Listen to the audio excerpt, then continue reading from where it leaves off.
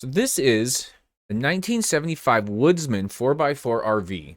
This 20-foot long RV is powered by a 2-barrel 360 motor. The transmission is a 727 with a full-time transfer case. The front diff is a Dana 44 with no hubs. Inside there's a shower, 3-way fridge, furnace, factory air on the motor, and a hatchback rear door. These things are cool. Dude, the fishing rod holders on the side? Get out of here. Okay, the RV, which was first spotted by Barn Finds, is reportedly one of only 8 in existence. It's hard to tell from the photos, but it measures 20 feet long, which is actually pretty compact in terms of motorhomes.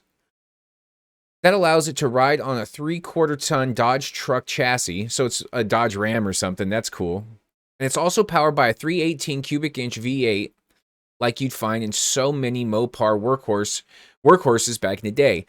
The seller claims the engine has 22,600 miles on it, meaning it has a lot of life left, and the automatic transmission supposedly works great as well as the 4x4 system. If it only has 22,000 on it, you would think so, right?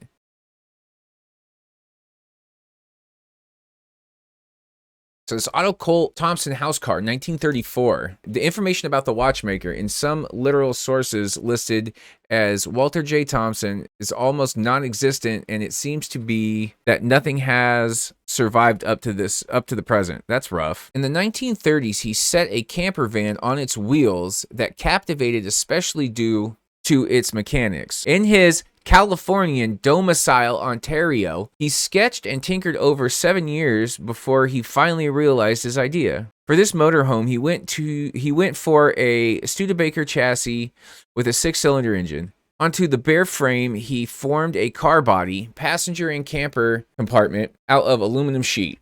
The idea with which the watchmaker came up with was both simple and refined. Over the conventional solid structure, he fixed another almost identical structure, which could be lifted, raised, similar to the pop-up campers, through the combination of rods, foldable fabric parts driven by an ingenious series of gears. Due to this identical, even both side windows were integrated. Raised component, it was possible for a grown person to stand upright. I mean, you can see how the sides roll up here, and like this fabric mesh just kept the inside like, sealed.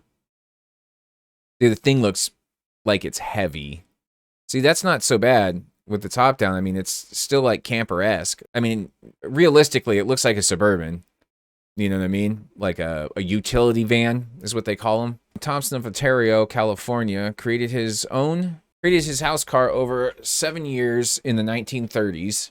It was built on a Studebaker chassis, and it has a 6-cylinder engine. Both Time and Motor magazine featured Thompson's house car in the late 30s, in the late 1930s. That's pretty cool that Time and Motor magazine featured it. So the roof raises like that on a pop-up camper. The system of gears raises all 4 corners at the same time. When the roof is fully raised, campers could use the upper bed in the vehicle, or use an upper bed in the vehicle. Some have said that up to 4 people could sleep comfortably inside. For the kitchen, there's an icebox, sink with running water, and a stove. But it never went anywhere. It's in the museum in Sacramento, 2007. So I wonder where it's at now. I'm trying to find maybe some more stuff on it, but that looks like it's about it. So that's cool. So he was a watchmaker, and he made himself a camper van, and then everybody liked it. That's dope. That's where it's at. Well, on to the next weird one, because we got like 3 more weird ones to go.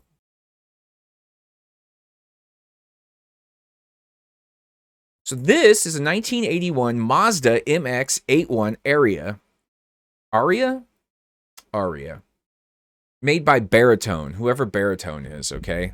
Baritone deconstructed a Mazda 323 and rebuilt it with modern proportions with ample window surfaces. The MX-81 is a refined, sporty 4-seater coupe. The proportions were designed keeping the dimensions of the mechanics in mind, an entirely new procedure for the prototype. In the resulting single integrated structure, every detail blends in with the rest. So it was designed as one gigantic whole. It wasn't, the pieces weren't designed, it doesn't sound like it was designed individually. The design as a whole is very refined, featuring minimal lines without any unnecessary decoration and a great amount of light, which is accentuated by the original ratio of wing weight to greenhouse.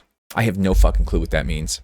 The rear windscreen acquires particular importance with its large light gazing, the result of much design work. The interior of the MX-81 shows the results of previous baritone experience with instrumentation.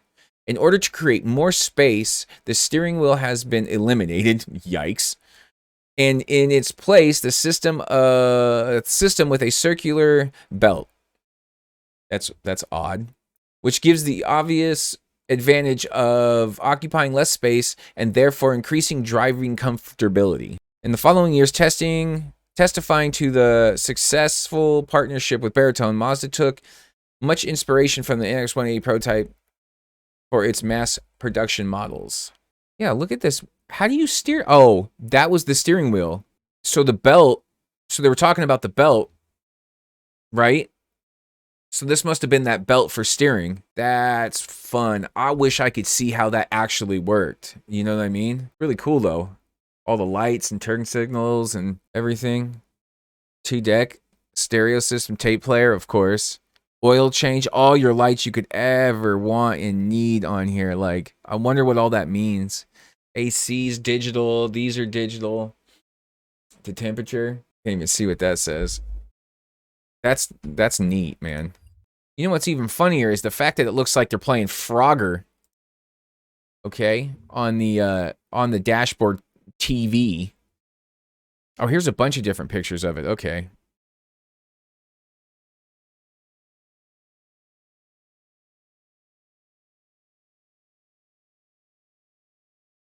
Could you imagine having one of these nowadays and like drifting it out? I mean, the windows you would break instantaneously, but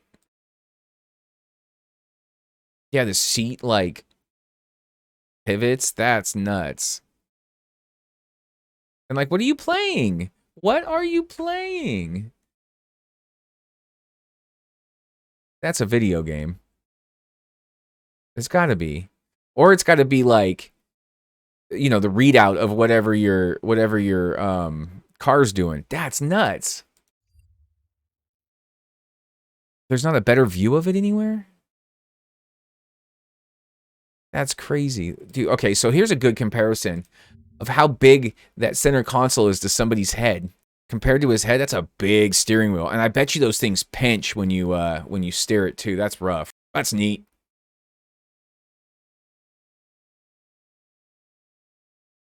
On to the next. Okay. So this is a 1992 Italdesign Columbus. Okay. This car is wilding out, dude. And they have their own website, so we'll go to it. The Columbus, introduced to mark the 500th anniversary of the discovery of America, was a sailing ship for dry land. Dedicated to Christopher Columbus, was a 7-seater MPV van design as an ultra high level status vehicle. That is not ultra high level status. I'm sorry. Ideal for the urban scenarios of the United States. These people that built it obviously had no clue what the United States was about. Nearly 6 meters long in length, it featured a steel box section, load-bearing chassis, while the body was in carbon fiber. The Columbus was fitted with a 5,000 cc and a 300 horsepower V12 BMW engine. Wow. Fitted in a Traverse mid position. It's a mid-engine super van.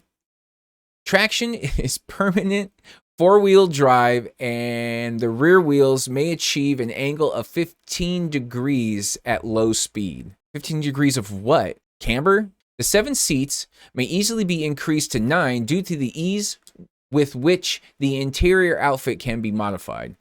Or they may be removed to take advantage of the space as a commercial vehicle. Family and commercial vehicles need V12 BMW engines. Ah! The central position driver's cockpit is raised above the rest of the passenger compartment. Weird. Because it is located above the engine, it allows the driver greater visibility. All 6 passenger seats are equipped with motors I'm sorry, I'm fucking dumb. All 6 passenger seats are equipped with monitors and connected to TV networks and to a VHS system. The passenger compartment lighting is guaranteed by a fiber optic system. Wow. Dude, it's so ugly. So long and it's so ugly. Yo, it's a party van, man. The hood comes up, or the roof opens. Holy crap. Yo, the central driver's seat that pivots. Yeah, dashboard's wild. Oh, the little monitors. They said they were equipped, but that's hysterical. They're so tiny. How you crawl through everything.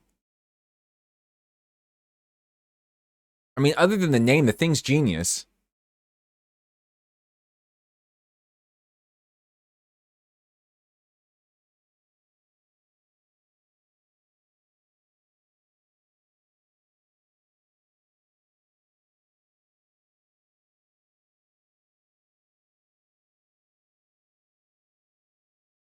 And why does the front tires look bigger than the back tires? Because they have to be because of the V12. They're not. That thing has a V12 in it. Oh my god. Okay, that's nuts. Super fun.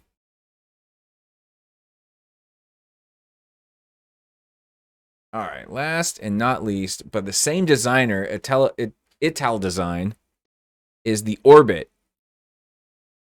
Using a Golf Synchro platform and mechanics, here is a research for a compact and aerodynamic monovolume. I don't even understand what that means. My big, dumb American brain. Yo, why does this one have, like, evil villains in it? Like, the open one didn't have seats. They're like chairs. That's nuts. Dude, look at the dash. Push button, everything, navigation. That's crazy. I know it's poor quality, but wow. All these pictures are like 1970 quality. Yeah, it's about the, yeah. Okay, so that's all you're going to get. As a manual, though, I mean, that's cool. That's crazy. There's so much tape deck. There's just all the lights and bits for everything. It's genius. I didn't say anything about... Okay, so let's go Golf Synchro. So let's see what was in a Golf Synchro real quick. Oh, like a little off-road. It was a little off-road dealy bopper. That's cool. So this is what it looked like before. Which is wild to think that they would take a little rally car like that, four-wheel drive little Chingus, and almost looks fake, but it looks like they're having too much fun. Just want to know. So yeah, that looks pretty much like the dashboard too. That's fun. Okay. Well, that's it for me today. That was 5 weird cars from the past, huh? Super fun to look at anyways. Those crazy dashboards from the past about the future. Like, what? I love it. All about that. I'm all about all of that. So we'll see you guys later. Peace.